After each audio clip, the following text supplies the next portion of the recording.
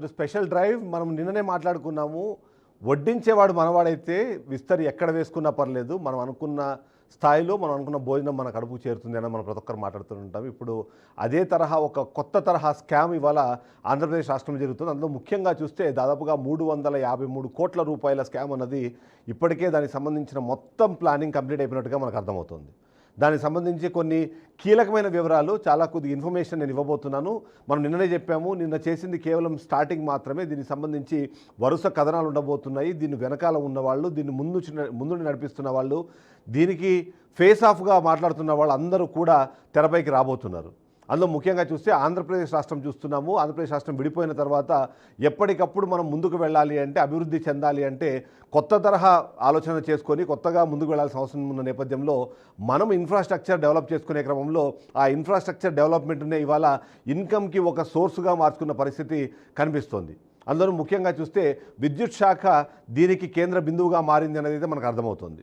అందులో భాగంగా మనం చూస్తే మాత్రం ఏదైతే ఆంధ్రప్రదేశ్ రాష్ట్రానికి సంబంధించిన సదరన్ పవర్ డిస్ట్రిబ్యూషన్ లిమిటెడ్ ఏదైతే ఉందో దానికి సంబంధించి ఒక కొత్త తరహా స్కామ్ అన్నది తెరపైకి రాబోతుంది. ఇది కొత్త తరహా స్కామ్ అనడానికి ఏం లేదు. ఇలాంటి స్కామ్లు గతంలో కూడా జరిగాయి. కానీ ఎంతో కొంత కొత్త ప్రభుత్వం వచ్చిన తర్వాత అవినీతి రహిత రాష్ట్రంగా ఇది ఉంటుంది. అవినీతి లేకుండా దీన్ని ముందుకు తెలుసుకువెళ్తారు అని ప్రతి ఒక్కరూ భావిస్తున్న నేపథ్యంలో ఈ స్కామ్ వెనకాల ఎవరున్నారు, ఈ స్కామ్ను నడిపే విధానంలో కొత్త తరహా ప్లానింగ్ ఎలా జరిగిందన్న విషయాన్ని కూడా నేను చెప్పే ప్రయత్నం చేస్తాను. నిన్న నేను చెప్పింది కేవలం ఏం జరిగింది స్కామ్కు సంబంధించి అని. నేను మరొకసారి గుర్తు చేస్తాను. తెలంగాణ, తమిళనాడు అలాగే కర్ణాటక రాష్ట్రాలు, ఈ 3 రాష్ట్రాల్లో గతంలో ఇదే తరహా ఏవైతే ఎలక్ట్రిక్ పోల్కి సంబంధించిన టెండర్లు రిలీజ్ అయినప్పుడు అక్కడ దానికి కేటాయించిన వెయిట్ కానివ్వండి, లేకపోతే దానికి చేసిన చెల్లింపులు కానివ్వండి, వాటితో పోలిస్తే ఆంధ్రప్రదేశ్ రాష్ట్రంలో దాదాపుగా 210% ఎక్కువ కోట్ చేసేలాగా, తద్వారా పెద్ద స్థాయిలో అవినీతి జరిగేలాగా ప్లానింగ్ చేసినట్టుగా మనకు అర్థమవుతుంది. దానికి సంబంధించి నేను నిన్ననే ఇన్ఫర్మేషన్ ఇచ్చాను. ఎందుకంటే ఆంధ్రప్రదేశ్లో కాకుండా తెలంగాణ కానివ్వండి, తమిళనాడు, కర్ణాటక రాష్ట్రాల్లో 2,60,000 రూపాయలకి తయారైన లేదంటే ఇన్స్టాల్ అయిన విద్యుత్తుకి సంబంధించిన టవర్లు ఏవైతే ఉన్నాయో హైటెన్షన్ వైర్లు, అదే ఆంధ్రప్రదేశ్ రాష్ట్రానికి వచ్చేటప్పటికి 5,20,000 నుంచి 5,93,000 వరకు పెంచిన పరిస్థితి మనకు కనిపిస్తుంది. దానికి కారణాలు కూడా చెప్పే ప్రయత్నం చేస్తున్నారు. అక్కడ కన్నా ఇక్కడ ఎక్కువ స్టాండర్డ్గా ఉండేలాగా ప్రయత్నం చేశాం. అందుకనే 2,200 నుంచి 2,600 కిలోగ్రాములకు సంబంధించిన టవర్ని ఇన్స్టలేషన్ చేస్తే అదే ఆంధ్రప్రదేశ్లో 3,600 కిలోలకు పైగా ఇది ఉంటుంది అన్నది చెప్పే ప్రయత్నం చేశారు. అంటే ఎందుకు ఆ వెయిట్ పెరిగింది, ఆ వెయిట్ పెరిగే క్రమంలో ఆ వెయిట్ పెంచాల్సిన అవసరం ఎందుకు వచ్చింది, దాంట్లో కొత్తగా యాడ్ చేసిన కాంపోనెంట్స్ వల్ల వచ్చే లాభం ఏంటనే దానిపైన ఇప్పటికీ ఏం లేదు. అంతేకాకుండా ఇప్పుడు ఏదైతే మనం చెప్తున్నామో ఆ స్కామ్కు సంబంధించి విస్తుపోయే వాస్తవాలు నేను మీకు చెప్పబోతున్నాను. ఎందుకంటే ఇంకా టెండర్లు, అంటే నిన్న సాయంత్రం 5 గంటలకి టెండర్లకు సంబంధించిన టైం ముగిసింది. ఇప్పటికి ఇంకా టెండర్లు ఓపెన్ కూడా చేయలేదు. కానీ టెండర్లు ఎవరు వేశారు, ఏ స్థాయిలో వేశారు, ఫైనల్గా L1గా రాబోతున్న కంపెనీ ఏంటి, ఆ L1గా వచ్చే కంపెనీ వెనకాల ఉన్న మనుషులు ఎవరు, వాళ్లను సపోర్ట్ చేస్తున్న ప్రభుత్వంలోని పెద్దలు ఎవరు, అంతేకాకుండా ఇప్పటికే ఇందులో ఉన్న అధికారులు కానివ్వండి, దీంతో గతంలో కూడా దీని మీద పనిచేసిన కొద్దిమంది సిబ్బంది ఎవరైతే ఉన్నారో వాళ్ళందరి వివరాలు కూడా నేను బయటపెట్టబోతున్నాను. ఎందుకు అంటే ఆంధ్రప్రదేశ్ రాష్ట్రానికి సంబంధించి ఎప్పుడూ అభివృద్ధి పదంలో ముందుండాలని కోరుకునే క్రమంలో అవినీతిలో ఎట్టి పరిస్థితుల్లోనూ ఒక్కసారి కూడా ఎలాంటి చిన్న అవినీతి కూడా జరగకూడదని కోరుకునే సాధారణ పౌరుల్లో మేము కూడా ఉన్నాము. బీఆర్కే న్యూస్ ఎప్పటికప్పుడు ఇలాంటిది ఏదైనా తప్పు జరుగుతోంది అంటే దాన్ని ప్రజల దృష్టికి తీసుకొచ్చే ప్రయత్నం చేస్తుంటాం. ఎందుకంటే చాలామంది భావిస్తుంటారు ఏముంది దాంట్లో జరిగిన స్కామ్ అని. కానీ జరిగే స్కామ్ డైరెక్ట్గా సాధారణ వినియోగదారులు, ఎవరైతే విద్యుత్ వినియోగదారులు ఉన్నారో వాళ్ళందరి మీద కూడా ఫ్యూచర్లో భారంగా మారబోతోంది. ఇక్కడ ఏదైతే ఎక్స్ట్రా కొటేషన్ ఇచ్చి ఎక్స్ట్రా కోట్ చేసి ఏవైతే పనులు చేస్తున్నారో దానికి జరిగే చెల్లింపులన్నీ ఆ తర్వాత ప్రజల మీద భారంగా మారబోతున్నాయి. ఇప్పటికే దాదాపుగా 50 నుంచి 60,000 కోట్ల రూపాయలకు సంబంధించిన భారాన్ని ఆంధ్రప్రదేశ్ రాష్ట్ర ప్రజలు భరిస్తున్న నేపథ్యంలో దానికి తోడుగా మరొక 353 కోట్లు యాడ్ అయ్యే పరిస్థితి ఉంది. కాబట్టి దాన్ని ఆపే ప్రయత్నం చేస్తున్నాము. నిజంగానే 353 కోట్లు కావచ్చు, లేకపోతే ఎన్ని వందల కోట్లైనా సరే అది ప్రజలకి ఉపయోగకరమైతే మాకు ఎలాంటి అభ్యంతరం లేదు. కానీ దీన్ని కేవలం అవినీతికి కేర్ ఆఫ్గా మార్చే ఒక్క ఉద్దేశంతోనే ఎలాంటి అనుమతులు లేకుండా మనం నిన్న కూడా చూసాము. వెంకటరామరెడ్డి మనతో పాటు లైవ్లో మాట్లాడారు. ఆయన చెప్పిన ప్రకారము 10 రోజుల క్రితం క్రితమే మేము దీనికి సంబంధించిన కాస్ట్ డేటాతో కంపేర్ చేసి దాన్ని రిజెక్ట్ చేశాం మేము. ఆ తర్వాత ఎలా టెండర్ వచ్చింది, టెండర్ ఎలా ముందుకెళ్తుంది అన్నది దాని మీద మాకు సమాచారం లేదు అనే విధంగా చెప్తున్న నేపథ్యంలో ఏంటి అసలు ఏం జరుగుతుంది ఆంధ్రప్రదేశ్ రాష్ట్రంలో? ఒక్కసారి గమనిస్తే ఆంధ్రప్రదేశ్ విద్యుత్ శాఖలో భారీ స్కామ్కి తెరలేపుతున్నారు. ఇప్పటికే ఆ దిశగా అడుగులు పడినట్టుగా కూడా తెలిసింది. దక్షిణ ప్రాంత విద్యుత్ సంస్థలో విద్యుత్ టవర్ల నిర్మాణం పేరుతో భారీ కుంభకోణానికి ప్లాన్ చేస్తున్నట్టుగా సమాచారము. ఇందులో చాలామంది ఉన్నతాధికారులు దీంట్లో కీలక పాత్ర పోషిస్తున్నారన్నది నేను చెప్పాను. ఒకసారి దానికి సంబంధించి మనం చూస్తే చాలా క్లియర్గా ఇక్కడ స్కామ్ అన్నదాన్ని చాలా ప్లాన్డ్గా చేశారు. అందుకే ఏపీ విద్యుత్ శాఖలో జరుగుతున్న ఈ స్కాము, జరగబోతున్న ఈ స్కామ్ అన్నది మనకి వచ్చింది. నేను ఏదైతే ముందుగానే చెప్పానో 343 కోట్ల రూపాయలకు సంబంధించిన అవినీతికి దీని ద్వారా స్కెచ్ వేసినట్టుగా పూర్తి స్థాయి మంది దగ్గర సమాచారం ఉంది. మీరు ఎలా అంటున్నారో అన్న దానికి కూడా నేను ఎక్స్ప్లెనేషన్ ఇవ్వబోతున్నాను. మనం చూస్తే ఈ 353 కోట్లు ఏమవుతుంది అని అనే దానికన్నా ధరలు నిర్ణయించకుండానే ఏదైతే టెండర్ ప్రక్రియ ఉందో దాన్ని పూర్తి చేశారు. ఎందుకంటే ఏదైనా సరే ఒక టెండర్ స్టార్ట్ అయినప్పుడు టెండర్ సంబంధించిన ఆర్ఎఫ్పీలో చాలా క్లియర్గా దానికి సంబంధించిన లిమిటేషన్స్ ఏంటి, ఏ కంపెనీలు వీటిలో బిడ్డింగ్ పాల్గొనగలుగుతాయి, గతంలో వాళ్ళు చేసిన ఎక్స్పీరియన్స్ ఏంటి, ఆ ఎక్స్పీరియన్స్ సంబంధించిన కొన్ని పాయింట్స్తో పాటు ఏ ధర, బేసిక్ ధర ఏ ధర ఉండబోతోంది అనే విషయానికి సంబంధించి కూడా ఏదైనా సరే టెండర్ నోటీస్లో ఉంటుంది. కానీ ఇక్కడ మాత్రం ధరలు నిర్ణయించకుండానే టెండర్ అనేది ముగిసింది. అది కూడా నిన్న సాయంత్రమే ముగిసింది. ఈ టెండర్ ప్రాసెస్ మొత్తం ఏవైతే ఉంటాయో సీల్డ్ కవర్లలో వాటికి సంబంధించిన టెండర్ డాక్యుమెంట్స్ని నిన్ననే సబ్మిట్ చేసేసారు. సబ్మిట్ చేసిన తర్వాత ఇక్కడ మీకు దిస్ ఈజ్ ద పాయింట్ మీరు గుర్తుపెట్టుకోవాల్సింది, కేవలం ఈ బిడ్డింగ్ టెండర్ ప్రక్రియలో పాల్గొన్నది కేవలం 3 కంపెనీలు. 3 కంపెనీలు మాత్రమే ఇందులో బిడ్డింగ్లో పాల్గొన్నాయి. బిడ్డింగ్లో పాల్గొనే క్రమంలో కూడా ముందుగానే డిసైడ్ అయిపోయాయి. ఈ 3 కంపెనీలు ఏవైనా డీటెయిల్స్ నేను మీకు ఇచ్చే ప్రయత్నం చేస్తాను. ఒకసారి వాటిని చూస్తే 3 కంపెనీలు ఉన్నాయి. మొదటి కంపెనీ సన్షైన్ కన్స్ట్రక్షన్స్, రెండో కంపెనీ క్రియేటివ్ టెక్నాలజీస్, మూడో company Shri Lakshmi Narasimha Constructions. Sunshine Infra ఏదైతే ఉందో సన్షైన్ ఇన్ఫ్రాకి సంబంధించి అది కూడా బిడ్డింగ్లో పాల్గొంది. కేవలం 3 కంపెనీలు మాత్రమే బిడ్డింగ్లో పాల్గొన్న నేపథ్యంలో మొదటిది సన్షైన్ ఇన్ఫ్రాటెక్ అనే కంపెనీ దీంట్లో బిడ్డింగ్లో పాల్గొన్నది. అంతేకాకుండా ఏదైతే శ్రీ లక్ష్మీ నరసింహ కన్స్ట్రక్షన్స్ అనే కంపెనీ ఉంది, అంతేకాకుండా మరొక కంపెనీ క్రియేటివ్ టెక్నాలజీస్ అనే కంపెనీ కూడా దీంట్లో పార్టిసిపేట్ చేస్తున్న నేపథ్యంలో కేవలం ఈ 3 కంపెనీల నుంచి మాత్రమే, అగైన్ మళ్ళీ చెప్తున్నాను, కేవలం 3 కంపెనీల నుంచి మాత్రమే బిడ్డింగ్ ప్రక్రియలో వీళ్ళు మాత్రమే పాల్గొన్నారు. అలా అని ఈ 3 కూడా కాంపిటేటివ్ బిడ్డింగ్స్ అనుకుంటున్నారేమో. ఒకవేళ మీరు అలా అనుకుంటే మాత్రం మీరు పప్పులో కాలేసినట్టు. ఎందుకంటే ఈ 3 కూడా ఒకరి చేతనే ప్రేరేపింపబడింది. ఆ 3 వ్యక్తులు, ఒకరు కాదు 3 వ్యక్తులు దీన్ని వెనకాల నుండి నడిపించారు. వీళ్ళని వెనకాల నుండి నడిపించే క్రమంలో కూడా కీలక పాత్ర పోషించారు. ఆ 3 పేర్లు నేను ఇప్పుడు రివీల్ చేస్తున్నాను. ఆ 3 పేర్లు మనం గమనిస్తే, ఒకటి రమేష్ రెడ్డి, రామ్ ప్రసాద్, కృష్ణప్రసాద్. ఈ 3 వ్యక్తులే పూర్తి స్థాయిలో ఈ మొత్తం బిడ్డింగ్ ప్రక్రియని కాన్సన్ట్రేట్ చేయడం కానివ్వండి, దాన్ని కంప్లీట్ చేసే ప్రయత్నం చేస్తున్నారు కానివ్వండి. మొత్తం 3 వ్యక్తులు, రమేష్ రెడ్డి, రామ్ ప్రసాద్ అలాగే కృష్ణప్రసాద్. ఈ 3 కంపెనీలని ప్రేరేపించింది, వాళ్ళతో డిస్కస్ చేసింది, ఎవరు ఎంత రేటుకి బిడ్డింగ్ వేయాలి, ఫైనల్గా ఏ కంపెనీకి బిడ్డింగ్ రావాలి, ఈ 3 విషయాలని డిసైడ్ చేసింది, డిజైన్ చేసింది, డైరెక్ట్ చేసింది కూడా పూర్తి స్థాయిలో ఈ 3 వ్యక్తులు మాత్రమే. రమేష్ రెడ్డి, రామ్ ప్రసాద్ అలాగే కృష్ణప్రసాద్. వీళ్ళు 3 మాత్రమే ఈ మొత్తాన్ని నడిపించారు. ఈ మొత్తాన్ని నడిపించే క్రమంలో ఎవరైతే మనం మాట్లాడుకుంటున్నామో మరికొంతమంది కూడా కీలకమైన పాత్ర పోషిస్తున్నారు. ఆ కీలకమైన పాత్ర పోషిస్తున్న అధికారులు చాలా క్లియర్గా మనకు తెలుస్తుంది. ఈ మొత్తం టెండర్ ప్రక్రియను మనం గమనిస్తే కేవలం ఈ 3 కోసం మాత్రమే ఇది నడిచిందా, ఈ 3 చెప్పినట్టుగానే నడిచిందా, ఈ 3లో ఏదైతే డిసైడ్ చేసిన ఫ్యాక్టర్ ఉందో దాని ప్రకారమే నడిచిందా అన్న కూడా చాలామందికి అనుమానాలు ఉన్నాయి. దానికి సంబంధించి కూడా కొన్ని ఎక్స్ప్లెనేషన్ మనం ఇచ్చే ప్రయత్నం చేస్తాము. అంతేకాకుండా ఈ మొత్తం దీన్ని చూసినప్పుడు అధికారుల పాత్ర లేకుండా ఇది కంప్లీట్ అవ్వదు అన్నది చాలామందికి తెలుసు. ఇప్పుడు మనకున్న సమాచారం ప్రకారము దీనికి సంబంధించిన పూర్తి సమాచారం సీఎండి సంతోష్ రావుకి, డైరెక్టర్ ఆఫ్ ప్రాజెక్ట్ ఎవరైతే ఉన్నారో ఆయుబ్ ఖాన్, వాళ్ళిద్దరికీ కూడా పూర్తి స్థాయిలో దీని మీద నాలెడ్జ్ ఉంది. పూర్తిగా నాలెడ్జ్ ఉండడంతో పాటు దీనికి సంబంధించి ఎలా వెళ్ళాలి అన్న విషయం పైన కూడా నేను చెప్పిన 3 రమేష్ రెడ్డి కానివ్వండి, 3కి కూడా డైరెక్ట్ చేసింది కూడా ఈ ఇద్దరే అన్న సమాచారం కూడా మనకు ఉంది. అంతేకాకుండా గత కొంతకాలంగా మనం చూస్తున్నాము, కొన్ని రకాల ఆరోపణలు మనకు వినిపిస్తున్నాయి. ముఖ్యంగా విద్యుత్ సంస్థకు సంబంధించి గత ప్రభుత్వ హయాంలో జరిగిన కొన్ని అవినీతులకు సంబంధించిన డిస్కషన్ కూడా జరుగుతున్న నేపథ్యంలో వీరిద్దరి పాత్ర సుస్పష్టంగా దీంట్లో ఉన్నది. అందులో భాగంగానే ఈ మరో 3 కలిసి కేవలం 3 కంపెనీలతో టెండర్ ప్రక్రియను పూర్తి చేసి ఆ 3 కంపెనీల్లో ఒక కంపెనీకి మాత్రమే టెండర్ దక్కేలాగా ప్లానింగ్ చేసి ఆ టెండర్ దక్కించుకునే కంపెనీ పేరుతో సహా నేను చెప్పొద్దు, ఎందుకంటే నేను అగైన్ అండ్ అగైన్ చెప్తున్నాను. నిన్న సాయంత్రం 5 గంటలకి ఈ టెండర్ ప్రక్రియ పూర్తయింది. 20వ తారీఖు రోజున వీటిని స్క్రూటినీ కోసం ఓపెన్ చేస్తారు. స్క్రూటినీ తర్వాత కేవలం ఒక కంపెనీ మాత్రం ఏదైతే బెస్ట్ లోయెస్ట్ బిడ్డింగ్ ఏదైతే ఉందో దానికి ఈ మొత్తం కాంట్రాక్ట్ని అప్పచెప్తారు. ఆ కాంట్రాక్టు ఎవరికి రాబోతుందో కూడా నేను చెప్పబోతున్నాను. ఇది ఖచ్చితంగా జరిగి తీరబోతోంది.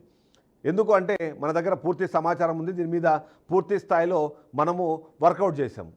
వీటన్నిటి వెనకాల ఇంకొక కీలకమైన అంశం కూడా మనకు కనిపిస్తోంది.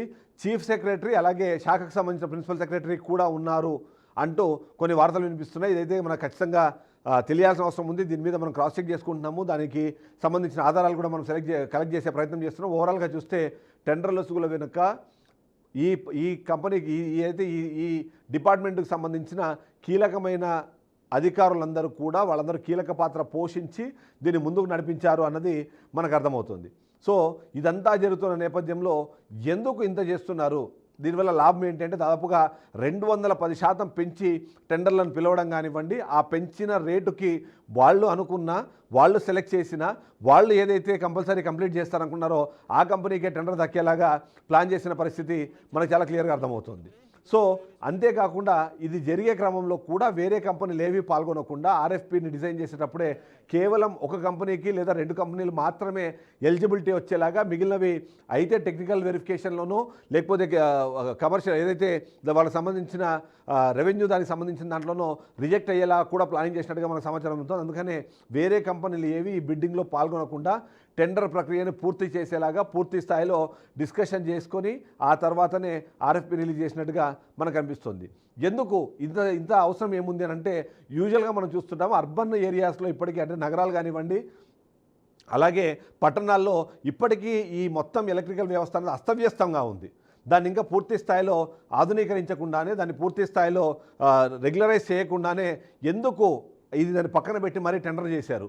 ఈ టెండర్ చేసే క్రమంలో ఎందుకు గ్రామీణ ప్రాంతాల్లో ఉండే వాటి మీద కాన్సన్ట్రేట్ చేయడానికి కారణం ఏంటి? నిజంగానే విద్యుత్ లైన్లకు సంబంధించిన ఏర్పాటు అంత ఆవశ్యకత ఉందా? ఇప్పటికిప్పుడు మన కొత్తగా పెరిగిన లోడ్ కానివ్వండి లేకపోతే దానికి సంబంధించిన రిక్వైర్మెంట్స్ ఏమన్నా ఉన్నాయంటే ఆ ప్రశ్నకు సమాధానం లేదు. కానీ కేవలం దీనికి ఉన్న అవకాశం కానివ్వండి, పరిస్థితి కానివ్వండి ఒకటొకటి అనిపిస్తుంది. అదేంటంటే అవినీతికి తెర తీయాలి, ఆదాయాన్ని పెంచుకోవాలంటే ఒక మార్గాన్ని అన్వేషించాలి. ఆ మార్గాన్ని అన్వేషించే క్రమంలో సామాన్య ప్రజలకు సంబంధించి ఎక్కువగా కాన్సన్ట్రేషన్ లేనివి కానివ్వండి లేకపోతే ఎక్కువగా ప్రజల మధ్యలో డిస్కషన్ జరగని ఒక వ్యవస్థనో లేకపోతే ఒక శాఖనో ఎంచుకోవాలనుకున్నా దాంట్లో విద్యుత్ సంస్థ అన్నది వాళ్ళకి చాలా ఈజీగా కనిపించింది. ఎందుకంటే మొదటి పాయింట్ మనం చూస్తే దీనికి సంబంధించిన టెండర్ ప్రక్రియలు కానీ ఇవన్నీ చాలా గుట్టుగా జరుగుతాయి. సామాన్య ప్రజలు దీనికి సంబంధించిన డిస్కషన్ ఉండదు. అంతేకాకుండా రోడ్లు కానివ్వండి, భవనాలు కానివ్వండి లేకపోతే ఇతరత్ర వాటికి చేసినప్పుడు సామాన్య ప్రజలు దానికి కనెక్టెడ్గా ఉంటారు కాబట్టి అక్కడ ఏం జరుగుతుంది లేకపోతే దానికి సంబంధించిన క్వాలిటీ మీద డిస్కషన్ జరుగుతుంది. కానీ అలాంటివన్నీ ఏమీ లేకుండా చాలా సింపుల్గా దీన్ని తెరదీసే ప్రయత్నం చేస్తారు. అందులో భాగంగానే విద్యుత్ సంస్థకు సంబంధించిన వాటిని ఇక్కడ ఇలా నడిపించే ప్రయత్నం చేస్తున్నారు. సో ఇక్కడ నేను ముందుగానే చెప్పాను, 3 సంస్థలు మాత్రమే బిడ్డింగ్లో పాల్గొనేలా. ఈ బిడ్డింగ్లో పాల్గొన్న తర్వాత ఒక కంపెనీ మాత్రమే ఫైనల్గా L1గా నిలబడాలి. ఆ L1గా నిలబడే కంపెనీ ఏదైతే ఉందో మనము ఆల్రెడీ ఇప్పటికే చెప్పిన నెంబర్ ప్రకారము 353 కోట్లకి బిడ్డింగ్ వేసేలాగా, ఆ బిడ్డింగ్ వేసే క్రమంలో కూడా దాన్ని ప్రశాంతంగా వీళ్ళు అనుకున్నట్టుగా దాన్ని నడిపేందుకు అవసరమైన చర్యల్ని చేపట్టిన పరిస్థితి మనకు కనిపిస్తోంది.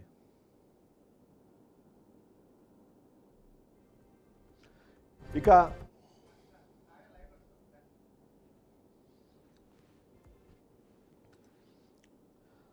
మనం చూస్తున్నాము ఏదైతే ఇంత భారీ స్కాము చాలా సింపుల్గా ఇంకొక వ్యక్తికి తెలియకుండా చాలా ఈజీగా నడిపించే ప్రయత్నం ఎందుకు జరిగింది? దీనికి ఆన్సర్ అయితే మనకు ఆల్రెడీ తెలుస్తుంది.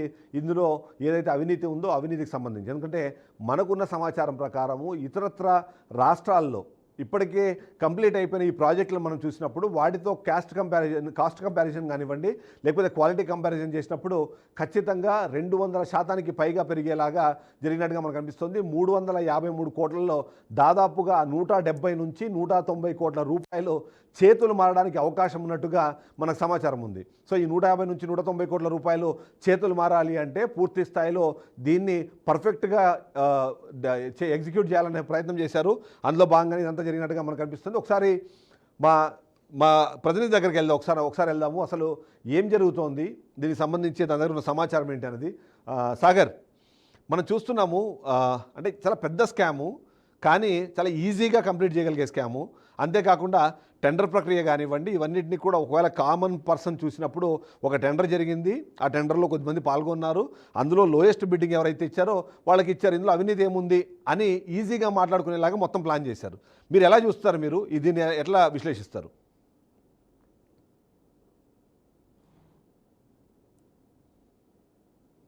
సార్, ఇప్పటికే దీనికి సంబంధించి గ్రౌండ్ లెవెల్లో ఏం జరుగుతుందో మీకు చెప్తాను. ఇప్పటికే విద్యుత్ శాఖకు సంబంధించి అనేక ఆరోపణలు ఉన్నాయి. గత ప్రభుత్వంలో, వైసీపీ ప్రభుత్వంలో 2019-24 వరకు వేల కోట్ల అవినీతి జరిగింది. ఏకంగా అమెరికా కంపెనీలకే లంచం చూపారని చెప్పి అప్పుడు ఏకంగా జగన్మోహన్ రెడ్డికి నోటీసులు ఇవ్వడం, లేకుంటే ఎనర్జీ కంపెనీస్ ఏదైతే అధికారికంగా చేసే కంపెనీస్కి అవకతవకలు జరిగాయని చెప్పి ఒక పెద్ద కేసుల్లో ఒక అతి పెద్ద కుంభకోణం కేసుగా వర్ణిస్తూ అనేక రకాలుగా ఆరోపణలు చేసి, ఇదే క్రమంలో ఇప్పుడు విద్యుత్ శాఖలో మీరు చెప్పినట్టుగానే 300 చిల్లర కోట్లు, అంటే 300 కోట్లకు పైనే అవినీతి జరిగేందుకు అవకాశం ఉండే విధంగా ఇప్పుడు బిడ్లు దాఖలు చేశారనే విషయం మీద కూడా ఇప్పుడు చర్చించుకుందాం. ఎందుకంటే ఇప్పుడు ప్రస్తుతం నెల్లూరు జిల్లాలో, ఉమ్మడి నెల్లూరుకు సంబంధించి అనేక కాంప్లెక్స్లు, ఇటు కమర్షియల్ కావచ్చు, లేదంటే హౌస్ హోల్డర్స్ కావచ్చు, మీటర్స్ కొత్తగా బిగిస్తూ ఉన్నారు. అసలు ఈ మీటర్లు ఎందుకు కొత్తగా బిగిస్తున్నారు, అసలు ఈ వ్యవహారం ఏంది, వ్యవస్థ ఏంది అడిగేందుకు అక్కడ సరైన పర్సన్ కూడా ఉండరు. ఇప్పటికే గతంలో చూసుకుంటే ₹2 ఒక యూనిట్ ధర ₹2.40 నుంచి ₹2.70 కొనే యూనిట్ ధరను ప్రస్తుతం ₹4.20 నుంచి ₹4.40 వరకు యూనిట్ కొంటున్నామని చెప్పి